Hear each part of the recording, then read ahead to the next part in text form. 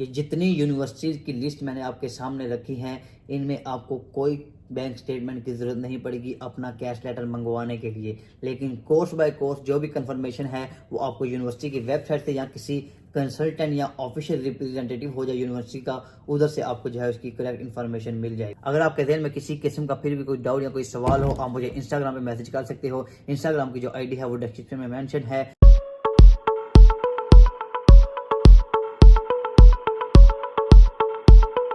अस्सलाम वालेकुम। हाँ जी, तो यार कैसे हैं आप? आई होप एकदम मज़े में होंगे आप सब। Welcome back to another video.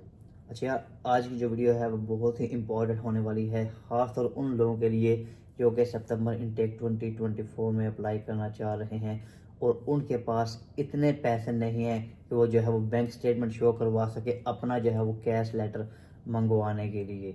होता यह है कि आपको जो बैंक स्टेटमेंट है उसकी ज़रूरत पड़ती है। जो आपका कैश है वो आपको कम से कम मंगवाने के लिए जितनी जो मिनिमम स्टेटमेंट रिक्वायर होती है वो आपने शो करवानी होती है। कई यूनिवर्सिटी जो होती है उनकी रिक्वायरमेंट होती है, लेकिन मैं जो आपको अभी यूनिवर्सिटी के लिए एक लिस्ट बताऊंगा, मैं पूरी डिटेल के साथ उनका बताऊंगा। इनकी आपको किसी किस्म की कोई बैंक की स्टेटमेंट की ज़रूरत नहीं पड़ेगी। आप सबूतरी जो है वो आप अपना प्रोसेस करवा सकते हो।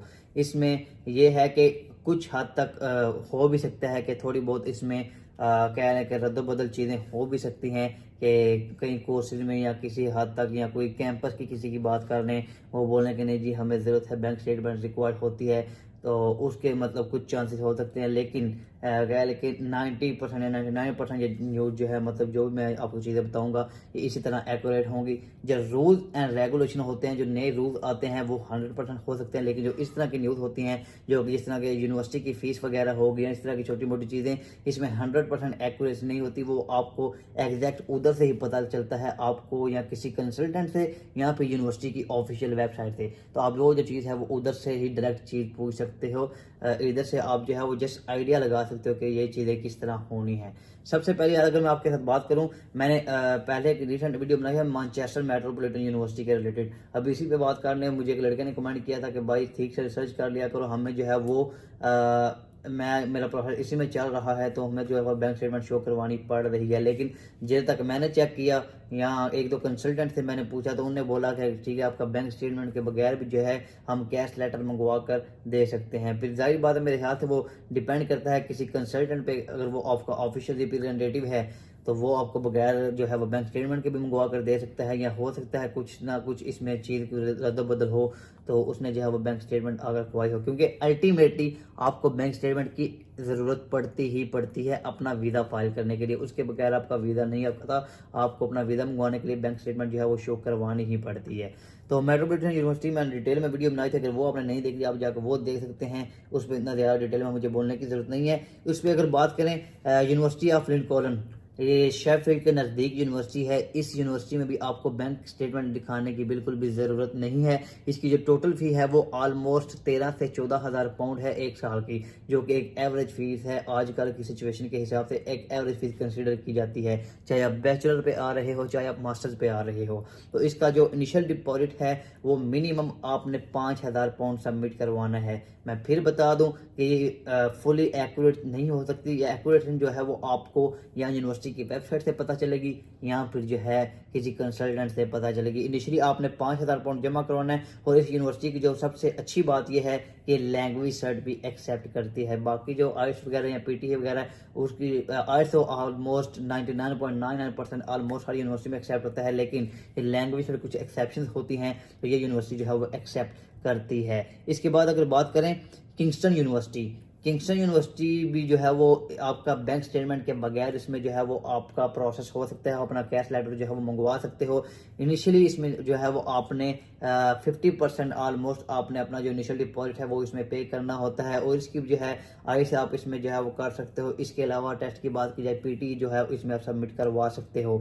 इसके अलावा अगर बात की जाए यूनिवर्सिटी ऑफ एबरडीन, ये स्कॉटलैंड के अंदर एक यूनिवर्सिटी है। इसकी जो मेन बात यह है, इसकी फीस काफ़ी ज़्यादा है, लेकिन इसमें उतनी ही आपको स्कॉलरशिप मिल जाती है। ऑलमोस्ट जो है आपको 8,000 पाउंड तक स्कॉलरशिप मिलती है। इसकी फ़ी की अगर बात की जाए वो ऑलमोस्ट 22, 23, 24 हज़ार तक इसकी फ़ी शो हो रही होती है, लेकिन उसमें आफ्टर स्कॉलरशिप वो ही आपकी फ़ीस बच जाती है 15 से 16,000 पाउंड। ये फ़ीस काफ़ी ज़्यादा है, लेकिन यूनिवर्सिटी के हिसाब से जो है वो आपको नहीं दिखानी पड़ेगी बैंक स्टेटमेंट। तो इसमें जो है वो आप अपना प्रोसेस करवा सकते हैं। स्कॉटलैंड के अंदर जो है वो ये यूनिवर्सिटी है। इनिशियल डिपॉजिट इसका आपने बहुत ही कम सबमिट करवाना होता है, 2 से 3,000 पाउंड तक आप इसका इनिशियल डिपॉजिट सबमिट करवाओ तो आप अपना जो है वो कैश लेटर मंगवा सकते हो। इसके अलावा अगर बात की जाए यूनिवर्सिटी ऑफ हडर्सफील्ड, ये यूनिवर्सिटी जो है वो लीड्स और मैनचेस्टर के दरमियान में हडर्सफील्ड में यूनिवर्सिटी है। इसमें भी जो है वो आप बगैर किसी बैंक स्टेटमेंट के आप इसका जो है वो अपना प्रोसेस करवा सकते हो, कैश लेटर मंगवा सकते हो। बाकी जो इसकी भी डिटेल्स हैं ये आप इनकी वेबसाइट से कोर्स के रिलेटेड किस कोर्स की कितनी फ़ी है वो आप इधर से जो है वो कलेक्ट कर सकते हो। इसके बाद अगर बात की जाए यूनिवर्सिटी ऑफ सरे, यूनिवर्सिटी ऑफ सरे के मुख्तलिफ कैंपस हैं, लंदन के अंदर भी इसका कैंपस है। इसके अब जो है वो आप बैंक स्टेटमेंट के बगैर इसका प्रोसेस हो सकता है। इसकी भी डिटेल जो है वो आप इसकी वेबसाइट से या फिर जो है वो किसी कंसल्टेंट से जो सा भी कोर्स है जिसमें आपने अप्लाई करना है आप उसके थ्रू जो है वो इसका चेक कर सकते हो। आपको उधर से जो है वो अच्छी और बेहतर गाइडलाइंस मिल जाएंगी। इसके अलावा अगर बात की जाए लॉफ्टबरो यूनिवर्सिटी नियर लेचेस्टर, ये नोटिंगम और लेचेस्टर के दरमियान एक किस्म की यूनिवर्सिटी है। उधर जो है वो आप अपना प्रोसेस अगर कराना चाहते हैं तो इसका भी जो है वो बैंक स्टेटमेंट के बगैर हो जाता है। इसकी अगर बात की जाए इनिशियल डिपॉजिट्स का, मैंने फिर बताया कि आपको जो एक्यूरेशन है वो आपको उधर से ही पता चलेगी, इनकी वेबसाइट से या फिर जिधर से आपने जो कोर्स आपने करवाना है उधर से आपको अपने कोर्स के मुताबिक इसकी फ़ी वगैरह इसका इनिशियल डिपॉजिट जो है वो आपको इसका पता चल जाएगा।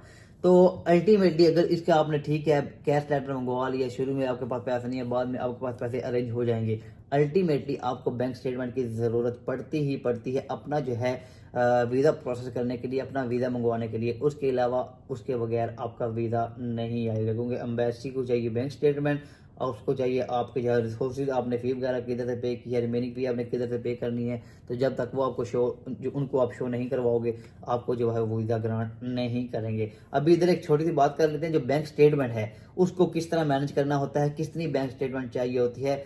ऑलमोस्ट अगर एक एन एवरेज अगर बात की जाए तो जो मास्टर्स के लिए वो रिक्वायरमेंट होती है वो 5 to 6 मिलियन तक रिक्वायर्ड होती है, एक एवरेज अगर बात की जाए। ये मैं अपने टाइम की बात कर रहा हूँ, अभी जो है वो थोड़ी बहुत ज़्यादा हो गई होगी, लेकिन मैं आपको कैलकुलेशन बता देता हूँ कि आपने जो है बैंक स्टेटमेंट किस तरह कैलकुलेट करनी है अगर आप मास्टर्स पे आ रहे हो या फिर अगर आप बैचलर पे आ रहे हो। बैंक स्टेटमेंट जो होती है अगर लंदन की बात की जाए, क्योंकि इनसाइड लंदन और आउटसाइड ऑफ द लंदन ये दो अलग अलग हैं। अगर इनसाइड लंदन की बात की जाए, जितनी आपकी रिमेनिंग फ़ी रह गई है वो इसके अलावा 12,006 पाउंड ये आपने ऐड करने हैं पाउंड्स के अंदर। इसको फिर आपने मल्टीप्लाई करना है, जितने आपके पैसे बनते हैं पाकिस्तानी रुपये में या इंडियन रुपये में उतनी आपने जो है वो बैंक स्टेटमेंट शो करवानी है। ये इनसाइड लंदन की या सेंट्रल लंदन आप जिसको कह सकते हो या इनसाइड लंदन कह लो, उसकी मैं बात कर रहा हूँ। ये आपने मिनिमम इतनी बैंक स्टेटमेंट शो करवानी है। जो रिमेनिंग आपकी फ़ी रह गई है, फर्ज करें 12,000 फ़ी है, 5,000 जमा करवा दिया, 7,000 फ़ी, 7,000 पाउंड वो, इसके अलावा जो है 12,006 पाउंड ये।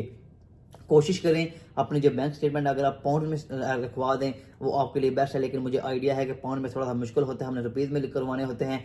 तो जब भी आप इसको कैलकुलेट करें तो कोशिश करें 10 से 15 रुपये एक पाउंड के पीछे ज़्यादा रखें, क्योंकि पाउंड का पता नहीं चलता, ये ग्रेजुअली अप डाउन होता रहता है। तो इसलिए बेहतर ये है ये ना हो कि एट द एंड पाउंड थोड़ा सा ऊपर चला जाए और आपकी जो बैंक स्टेटमेंट है वो कम हो जाए, फिर आपका मसला बन जाए। तो कोशिश करें बैंक स्टेटमेंट आप अगर बात कर लें, अगर 6 मिलियन की है 6.1 या 6.2 रखवा लें, इस तरह थोड़ी बहुत ज़्यादा रखवाएं ताकि आपको कोई मसला ना बने। अगर आउटसाइड लंदन की बात की जाए तो इसकी जो रिमेनिंग फ़ी है वो और 9,207 पाउंड, ये आलमोस्ट 3,000 जो है वो पाउंड थोड़े से कम बनते हैं as compare to London, central London. तो आपने इतनी जो है बैंक स्टेटमेंट शो करवानी है। अगर मास्टर के लिए आ रहे हैं मास्टर की जितनी फ़ी रहेगी, अगर बैचलर के लिए आ रहे हैं तो बैचलर की जितनी फ़ी रह गई है वो आपने टोटल कैलकुलेट करनी है, आपने बैंक के अंदर स्टेटमेंट खुवानी है तो वो आपने शो करवानी होती है। तो यार यही थी एक वीडियो, मैंने सोचा पूरी डिटेल के साथ आपके सामने वीडियो रखूँ कि किस यूनिवर्सिटी को जो है वो आप चेक कर सकते हो। अपना प्रोसेस करवाने के लिए, खासकर उन लोगों के लिए जिनके पास इनिशियली बैंक स्टेटमेंट नहीं होती, अपना कैश लेटर मंगवाने के लिए उनके लिए थोड़ी सी आसानी हो जाए और एंड पे जो है वो बैंक स्टेटमेंट का आपने कैलकुलेट करनी है। तो उम्मीद करता हूँ वीडियो आपके लिए थोड़ी सी हेल्पफुल रहेगी। अगर फिर भी आपके दिन में किसी किस्म का कोई सवाल हो, आप मुझे इंस्टाग्राम पे मैसेज कर सकते हो। इंस्टाग्राम की जो आईडी है वो डिस्क्रिप्शन में मेंशन है। इसके अलावा वीडियो अच्छी लगे वीडियो को लाइक लाजमी कीजिएगा। चैनल पर नए हैं तो चैनल को सब्सक्राइब करना मत भूलें। इंशाल्लाह मिलेंगे नई वीडियो के साथ, तब तक के लिए अल्लाह हाफिज़।